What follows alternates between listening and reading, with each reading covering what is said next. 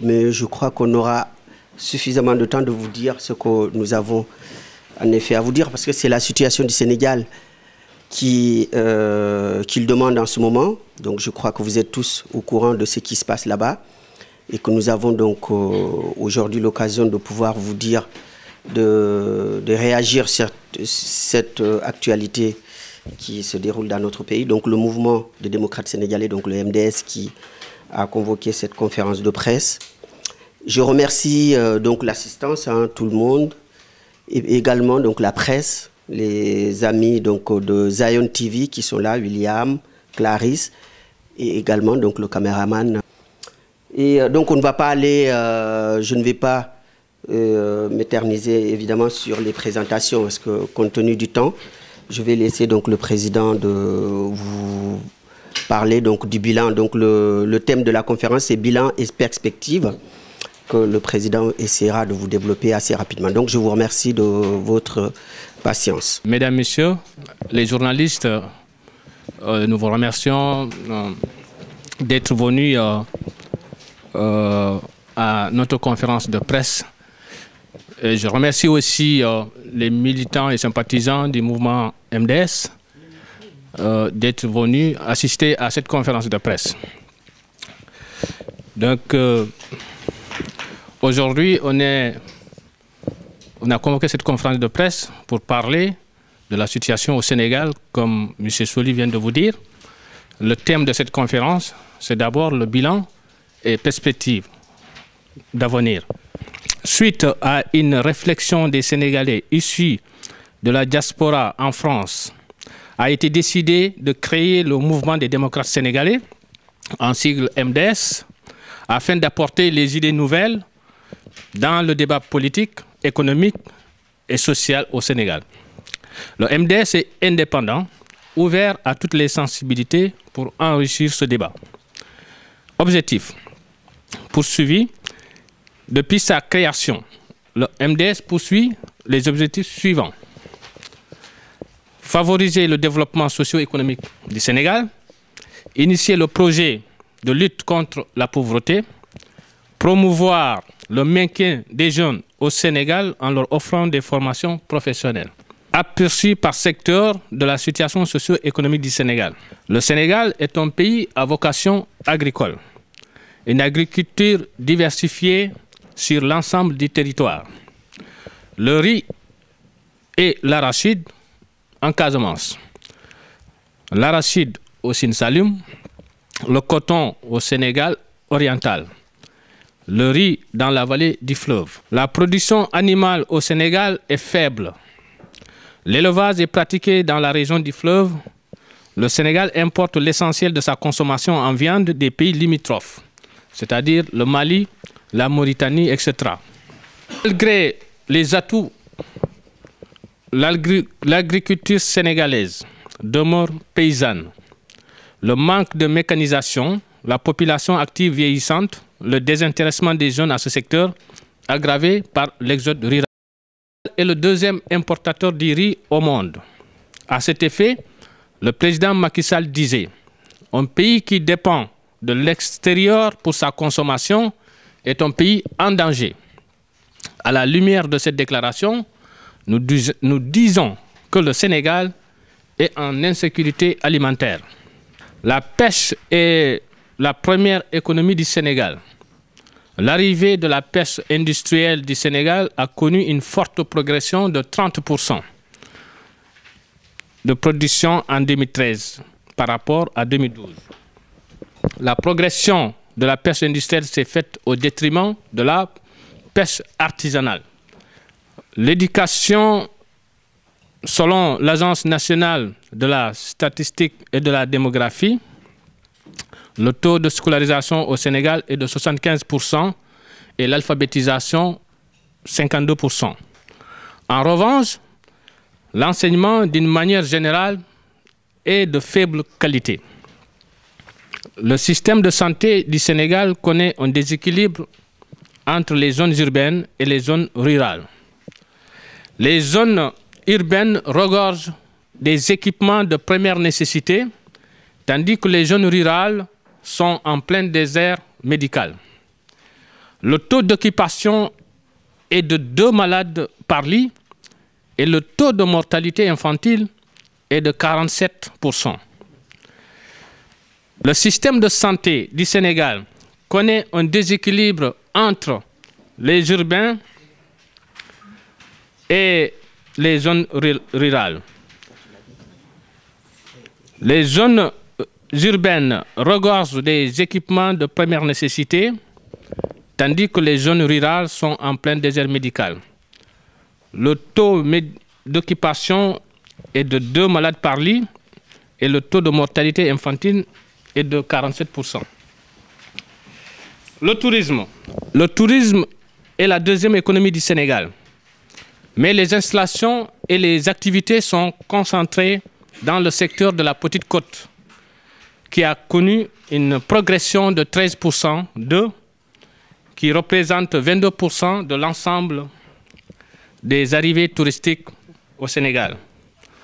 Malheureusement, la situation socio-économique au Sénégal ne cesse de se dégrader. Les promesses électorales ne sont toujours pas tenues, alors que le pouvoir d'achat des populations recule plus que jamais. Le Sénégal est comparé par tous les observateurs à un malade qui s'ignore. Des mesures appropriées doivent être prises par les pouvoirs publics afin de redonner confiance au peuple sénégalais. Actualité au Sénégal,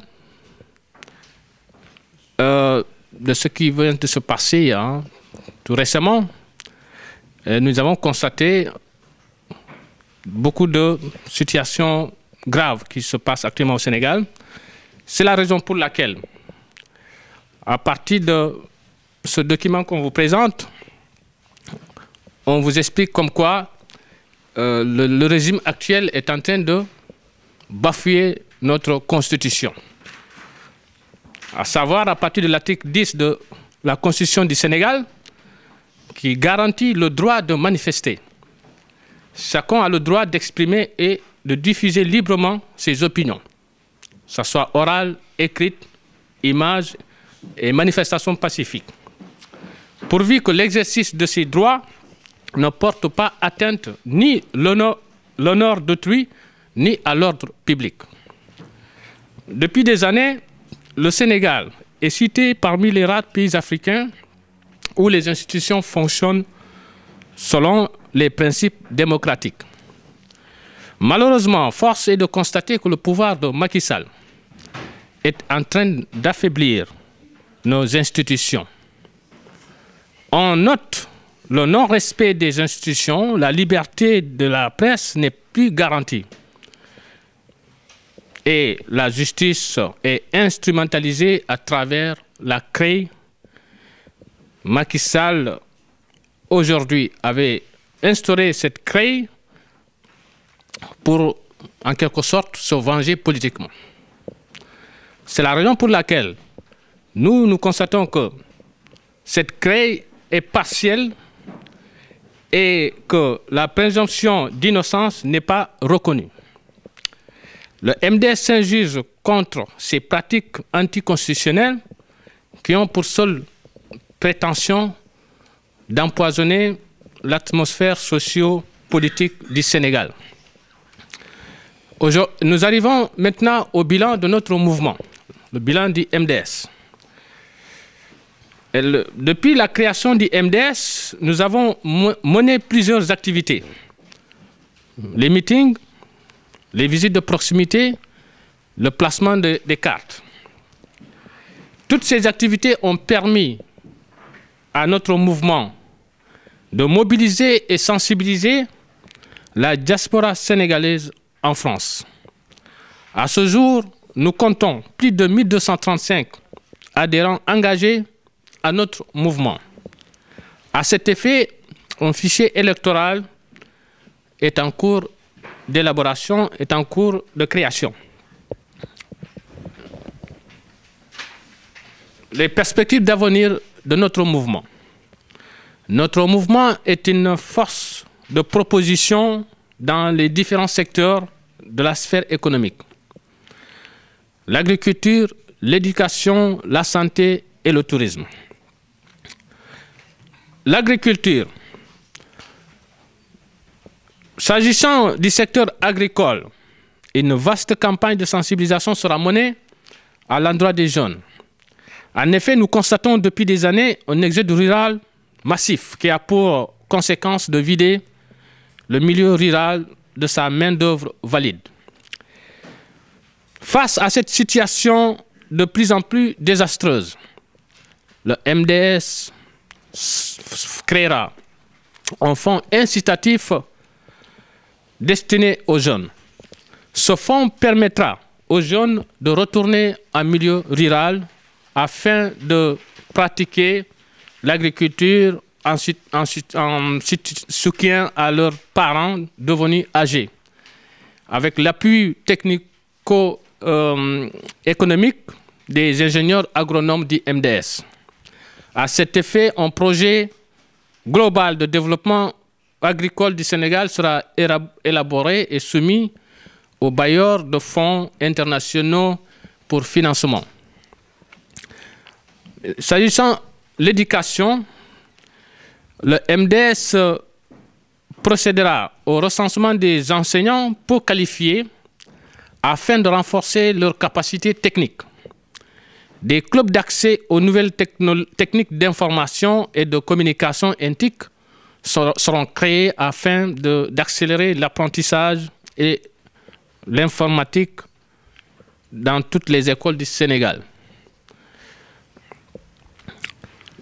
La santé, notre proposition dans le domaine de la santé, c'est que notre mouvement doit promouvoir l'accès facile aux soins médicaux grâce à la construction massive des centres de santé intégrés. Cette démarche permettra à terme de lutter efficacement contre les déserts médicaux.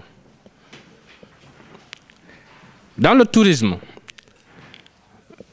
nous dénonçons vigoureusement l'instauration des visas d'entrée par le gouvernement de Macky Sall. Cette approche dégrade considérablement la politique touristique de notre pays. Voilà pourquoi nous proposons de procéder au recensement immédiat des sites touristiques sur l'ensemble du territoire national afin de procéder à l'aménagement et au réaménagement. En guise de conclusion, au terme de cette conférence de presse, le MDS lance un appel solennel aux mouvements et citoyens, aux mouvements politiques et citoyens à se joindre à nous afin de mutualiser nos forces. Le but de ce rassemblement est de préparer l'alternance face au régime dictatorial de Macky Sall. Cette coalition pourra, au moment opportun, désigner un candidat consensuel à l'élection présidentielle. Je vous remercie.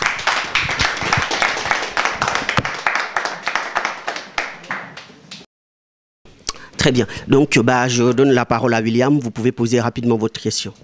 Dans votre document intitulé Perspective des bilans de MDC, j'ai noté que le Sénégal est l'un des pays africains qui a le taux d'accès à l'éducation le plus élevé de l'Afrique.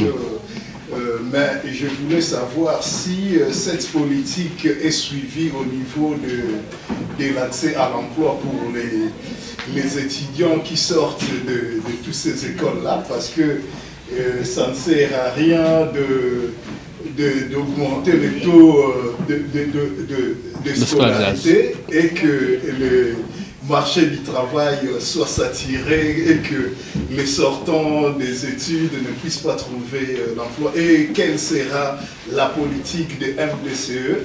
MDS, ouais. Oui, comment compte résolver ces problèmes? Merci, monsieur le journaliste. Je crois que dans tous les pays, surtout en Afrique, qui nous concerne, pour qu'un pays se développe, il faut que d'abord qu'il y ait une scolarisation massive, qu'il y ait l'éducation. Il faut quand même d'abord, la première chose qu'un homme politique doit consacrer sa politique, c'est d'abord au niveau de l'éducation.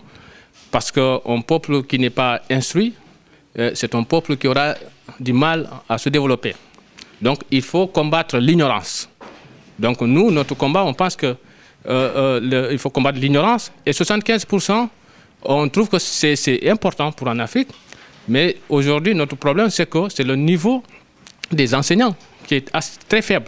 Et quand on regarde un étudiant à l'université qui vous parle le français, on pense que c'est un élève de l'école primaire des années 70 ou des années 80 ou des années 60. Et c'est la raison pour laquelle on veut attaquer ce secteur pour la meilleure formation, avoir des enseignants de qualité. Maintenant, s'agissant du travail, je crois qu'on a énuméré quelques secteurs, tels que l'agriculture. D'ailleurs, notre combat d'abord, c'est développer l'agriculture. Je pense que si on développe l'agriculture, mais aussi il y aura une possibilité de créer de l'emploi. Donc voilà, l'objectif principal de MDS, c'est développer tous ces secteurs, mais aussi essayer de former ces jeunes pour qu'il y ait quand même un métier. Parce que tant qu'on n'est pas formé, on ne peut pas avoir accès à un emploi. Voilà notre objectif principal. La question étant, ne pensez-vous pas que l'instauration de visa serait un plus pour l'économie sénégalaise, à mon avis? Oui, je suis d'accord avec vous, madame. Vous savez, d'abord, nous sommes un pays, nous sommes un pays pauvre. Et pour instaurer le visa, il faut d'abord développer le secteur touristique. Parce que d'abord, nous avons un problème. Nos installations touristiques sont vraiment dégradées. Et que pour qu'un touriste puisse vraiment avoir envie d'aller chez moi, il faut qu'il trouve ce qui l'intéresse. Et pour l'instant, c'est ça le problème. Je crois que le combat de l'État, du gouvernement actuel, c'est de développer les infrastructures touristiques d'abord de notre pays. Comme la Tunisie par exemple. Après, on peut penser à instaurer le visa. Moi, je ne suis pas contre à 100% de ne pas instaurer le visa aux Occidentaux. C'est pour sécuriser aussi le pays. Mais un pays comme le Sénégal qui n'a pas des infrastructures touristiques vraiment assez intéressantes, mais je pense que les touristes actuellement préfèrent aller en Tunisie ou au Maroc, des pays où vraiment ils trouvent que voilà, ils peuvent bien passer leurs vacances, d'abord en sécurité, mais aussi on trouve tout ce qu'on a besoin. C'est ça le problème. C'est trop tôt d'abord pour nous d'instaurer le visa. Ce qui est notre préoccupation pour nous, c'est développer tous les sites touristiques du Sénégal. Après, on instaurera le visa. Comment comptez-vous aujourd'hui vous organiser pour aller à la conquête du pouvoir quand on vous a connu pendant longtemps accompagnant les pouvoirs qui ont été mis en place au Sénégal? Merci M. Touré. Aujourd'hui, notre combat, c'est d'abord massifier notre mouvement, aller vers les Sénégalais pour leur faire comprendre notre projet pour le Sénégal. Je crois que ça ne va pas se faire facilement et rapidement. Donc nous sommes confiants, on pense qu'avec le temps, ça va venir. Nous allons progressivement aller vers les Sénégalais et pour essayer de leur expliquer largement notre programme et notre projet pour ce pays. Et après, il y aura forcément une coalition. Voilà, c'est la raison pour laquelle on lance un appel vers des mouvements citoyens et d'autres mouvements politiques à se joindre à nous pour qu'on puisse ensemble. C'est un programme qui est déjà inscrit voilà, au niveau de notre politique. Et nous avons prévu d'aller au courant de cette année 2015 au Sénégal pour qu'on puisse faire une tournée nationale, voilà, expliquer aux Sénégalais le programme de MDS et son projet pour la société sénégalaise.